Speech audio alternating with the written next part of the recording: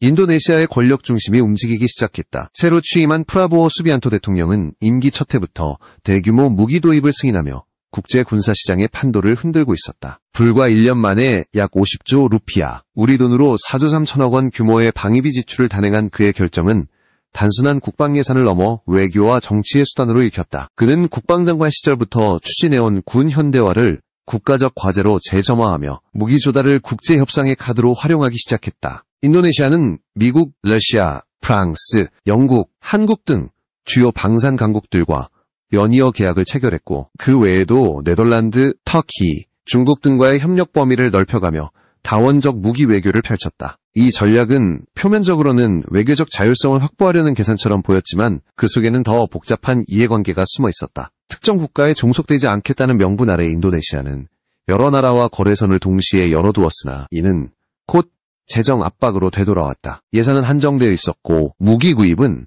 정치적 신호였다. 문제는 이 과정에서 한국이 심각한 불균형의 대상이 되었다는 점이었다. 인도네시아는 KF-21 공동개발의 분담금 납부를 미루면서도 프랑스에는 수조 원 규모의 계약금을 지불하고 라팔 전투기 42대 도입을 확정지었다. 한국과의 협력은 늦추고 프랑스와의 계약은 서둘렀다. 그 이면에는 단순한 재정 문제가 아니라 국제정치의 미묘한 줄다리기가 자리하고 있었다. 라팔 도입 계약은 프랑스 정부의 강력한 외교 지원과 다수항공의 노련한 협상력 덕분에 빠르게 진행되었다. 2021년 첫 협정 이후 불과 3년 만에 81억 달러 규모의 거래가 마무리되었다. 그러나 이로 인해 인도네시아의 방산 예산은 한계점에 도달했고 한국과의 협력 프로젝트는 점점 늦어지기 시작했다. 프라보오 대통령의 행보를 분석한 전문가들은 그는 무기를 군 현대화의 수단으로 보기보다 외교적 영향력을 확대하는 도구로 사용하고 있다고 진단했다. 하지만 동시에 지나친 다변화 전략이 인도네시아의 재정과 외교 신뢰를 동시에 갉아먹고 있다고 경고했다. 실제로 인도네시아는 러시아와의 수호의 계약, 프랑스와의 라팔 계약, 그리고 한국과의 KF-21 공동개발을 동시에 유지하고 있었다. 세 방향 모두 막대한 비용이 필요했고 그 결과는 재정 악화였다. 그럼에도 인도네시아는 이른 바강한 인도네시아를 내세우며 전투기 구매를 계속 밀어붙였다. 단기적으로는 군사적 자존심을 세울 수 있었지만 장기적으로는 외교 마찰과 재정 파탄이라는 이중 리스크를 초래했다. 특히 한국과의 관계는 그 여파로 미묘하게 흔들리고 있었다. KF-21 분담금 문제를 둘러싼 갈등은 단순한 돈 문제가 아니라 신뢰의 균열이었다. 프라보오 정부는 필리핀, 말레이시아, 베트남 등 주변 국가의 협력에서도 한국의 입지를 흔들고 있었다. 특히 필리핀이 KF-21 도입을 검토하자 인도네시아는 민감하게 반응하며 자신들이 공동개발국이라는 지위를 내세워 영향력을 행사하려 했다. 그러나 한국은 명확했다. KF-21은 한국이 주도한 독자 개발 사업이며 인도네시아는 단지 협력 파트너일 뿐이라는 입장을 고수했다. 이 발언은 곧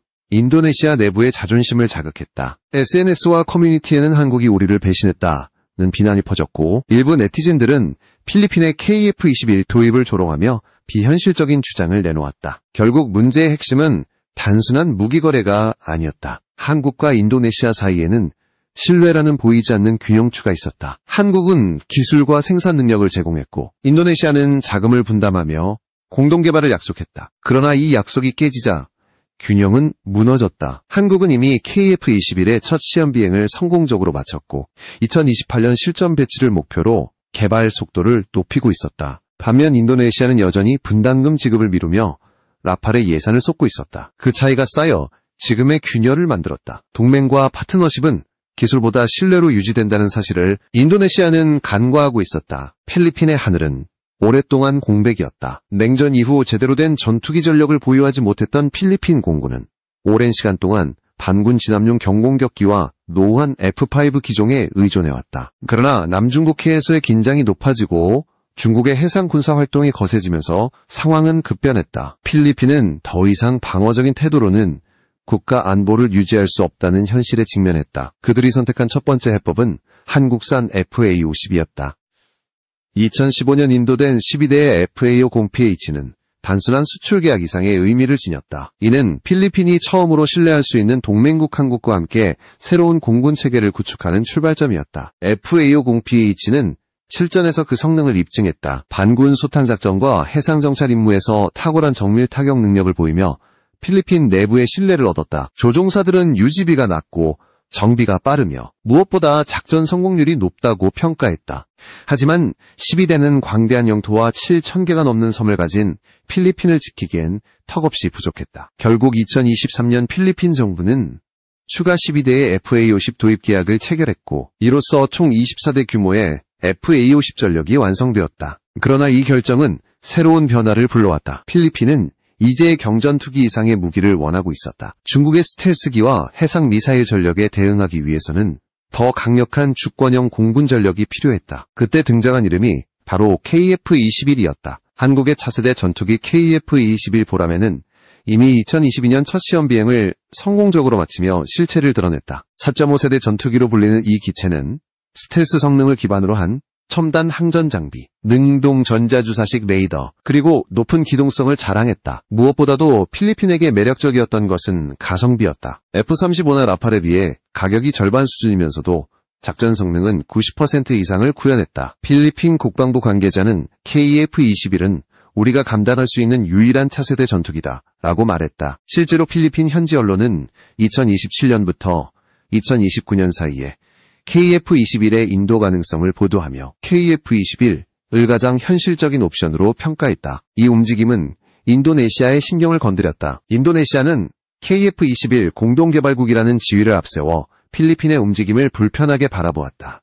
일부 인도네시아 네티즌들은 KF-21은 우리 돈이 들어간 전투기다. 한국이 동의하지 않으면 필리핀은 살 수 없다. 라는 황당한 주장을 펼쳤다. 그러나 국제방산규정상 KF-21의 지적재산권과 수출 결정권은 전적으로 한국에 있다. 즉, 인도네시아의 동의 여부와는 무관하게 한국은 독자적으로 수출 계약을 체결할 수 있었다. 한국 측 전문가들은 인도네시아는 단지 분담금을 일부 지불한 파트너이지 공동소유자가 아니다. 라고 단언했다. 이는 인도네시아 내부의 오만함을 드러내는 상징적인 사건이었다. 반면 필리핀 내에서는 한국에 대한 신뢰가 빠르게 쌓이고 있었다. FA-50의 성공적 운용은 이미 그 증거였다. 특히 필리핀 조종사들은 한국에서 직접 훈련을 받으며 한국의 전술교류를 체득했다. 이들은 한국은 단순한 무기 공급국이 아니라 실질적인 훈련 파트너라고 평가했다. 한국의 항공기술력과 신뢰도 높은 사후 지원 시스템은 필리핀의 국방계획에서 핵심 요소로 자리 잡았다. 필리핀은 해군 전력에서도 한국과 협력하고 있다. 현대중공업이 건조한 3,200톤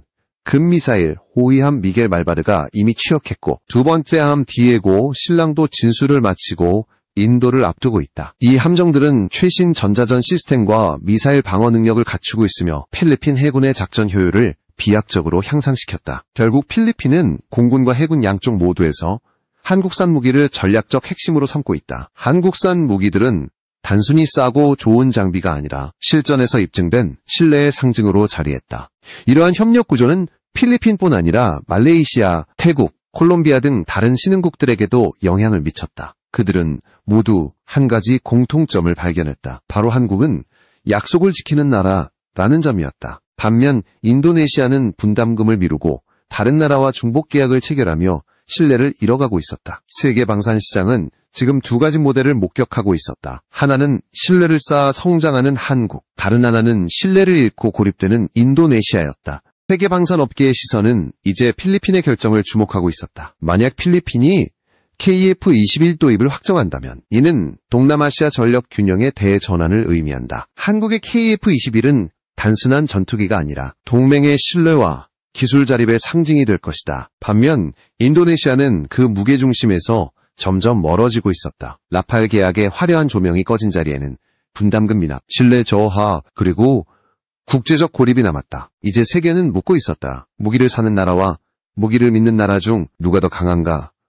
그 대답은 이미 하늘 위에서 드러나고 있었다. 한국의 KF-21이 필리핀의 미래를 향해 날아오르고 있었기 때문이다. 인도네시아 내부에서는 예상치 못한 균열이 터져나왔다. 필리핀이 KF-21 도입을 검토한다는 소식이 알려지자 인도네시아 네티즌들은 분노와 당혹감을 동시에 드러냈다. 그들은 온라인 커뮤니티와 SNS에서 한국은 약속을 어겼다. 인도네시아의 기술이 들어간 KF-21을 제3국에 팔았다는 주장들을 쏟아냈다. 하지만 이는 사실이 아니었다. KF-21의 기술적 기반과 핵심 시스템은 모두 한국이 주도적으로 개발한 것이며 인도네시아의 역할은 분담금과 일부 기술 협력에 국한되어 있었다. 즉, 공동개발국이라는 명칭은 법적 소유권이 아닌 협력적 지위를 의미했다. 그러나 이러한 사실이 인도네시아 여론에는 제대로 전달되지 않았다. 인도네시아의 언론은 자극적인 제목으로 국민 감정을 부추겼다. 한국이 우리를 배신했다. KF-21 수출에서 인도네시아 배제와 같은 기사들이 등장하며 여론은 급속히 악화되었다. 하지만 아이러니하게도 인도네시아 내부의 일부 전문가와 리뷰어들은 정반대의 입장을 내놓았다. 한 유명 방산 평론가는 우리는 이미 약속한 분담금을 제대로 내지 않았다. 계약을 이행하지 않은 것은 우리다. 라고 단호히 말했다. 그는 분담금을 미납한 상태에서 한국이 사업을 진행하는 것은 정당하다. 오히려 우리가 신뢰를 잃고 있다. 고 비판했다. 이 발언은 인도네시아 내에서 큰 파장을 일으켰다. 댓글에는 드디어 상식적인 목소리가 나왔다. 문제는 한국이 아니라 우리의 태도다. 라는 반응이 이어졌다. 인도네시아 정부의 태도는 여전히 모호했다. 공식적으로는 KF-21 프로젝트에 계속 참여하고 있다고 주장하면서도 동시에 프랑스 라팔, 미국 F-15EX, 터키 KAAN 전투기 등 다른 대안을 검토하고 있었다. 심지어 러시아의 수호이 57 공동생산 제안에 관심을 보이며 한국과의 협의 없이 움직이는 모습도 포착되었다. 이는 명백히 파트너십의 신뢰를 훼손하는 행위였다. 한국 정부와 KAI 측은 공식적으로 모든 협력국은 계약 조건을 성실히 이행해야 한다는 입장을 재확인했다. 즉, 분담금을 내지 않는 이상 인도네시아는 더 이상 기술 이전이나 시제기 접근 권한을 가질 수 없다는 뜻이었다. 이러한 긴장감 속에서 국내 여론도 분열되었다. 일부에서는 이제는 인도네시아를 배제해야 한다는 강경론이 제기되었다. 그러나 방산업계 내부에서는 보다 현실적인 시각이 존재했다. KAI 관계자는 인도네시아가 빠져도 KF-21을 구매할 국가는 많다. 그러나 지금 중요한 것은 신뢰의 회복이라고 말했다. 반면 과거 KF-21 사업을 주도했던 전 단장은 관계를 단절하면 우리에게도 손해다. 인도네시아는 여전히 잠재적 시장이며 기술 협력 경험이 무의미해지지 않도록 해야 한다고 경고했다. 즉, 분노보다 외교적 계산이 필요하다는 냉정한 판단이었다. 인도네시아 내부에서도 자성의 목소리가 커지고 있었다. 일부 네티즌들은 한국이 계약을 어겼다는 주장은 허구다. 계약서에 우리의 바람이 반영되지 않았다면 그것은 협상 과정의 문제일 뿐 계약 불이행의 변명이 될 수 없다. 고 반박했다. 또 다른 사용자는 한국은 약속을 지켰다. 약속을 어긴 쪽은 우리다. 라고 쓰며 국민들에게 냉정을 촉구했다. 그러나 이런 목소리는 소수였다. 다수의 여론은 여전히 감정적이었다. 심지어 몇몇 정치인들은 한국이 미국 기술을 끌어들여 우리에게 불리하게 만들었다. 며 사실과 다른 주장을 퍼뜨렸다. 하지만 전문가들은 이를 내부 정치용 발언으로 해석했다. 인도네시아 정부가 국내 여론의 불만을 외부로 돌리기 위한 수단이라는 것이다. 결국 문제는 돈이 아니었다. 신뢰와 체면이 얽혀 있었다. 한국은 계약을 이행했고 인도네시아는 이를 지키지 않았다. 그러나 인도네시아 정부는 그 사실을 인정하지 않고 외교적 언어로 회피했다. 그 사이 한국은 KF-21의 두 번째, 세 번째 시험 비행을 성공시키며 기술력을 입증했다. 반면 인도네시아는 여전히 분담금 미납 상태였다. 필리핀, 말레이시아, 콜롬비아가 KF-21에 관심을 보이는 사이 인도네시아는 점점 고립되고 있었다. 세계 방산 시장은 냉정하다. 약속을 어긴 국가는 신뢰를 잃는다. 그리고 신뢰를 잃은 순간 그 나라는 더 이상 협력의 대상이 될 수 없다. 상황은 인도네시아 수도 이전 프로젝트에서도 반복되었다. 한국, 일본, 중국 등 여러 나라의 기업이 참여하던 초대형 사업이었지만 인도네시아의 불안정한 정책과 태도 때문에 주요 기업들이 하나둘 발을 빼기 시작했다. 심지어 중국조차 이 사업에서 철수하려는 움직임을 보였다. 국제사회는 인도네시아를 더 이상 믿을 수 있는 파트너로 보지 않았다. 라팔 계약으로 얻은 단기적 성과는 오래가지 못했다. 이제 인도네시아는 무기를 사는 나라가 아니라 신뢰를 잃은 나라로 불리고 있었다. KF-21을 둘러싼 논란은 단순한 전투기 갈등이 아니라 국가의 신용도를 가르는 시험대였다. 그리고 그 시험에서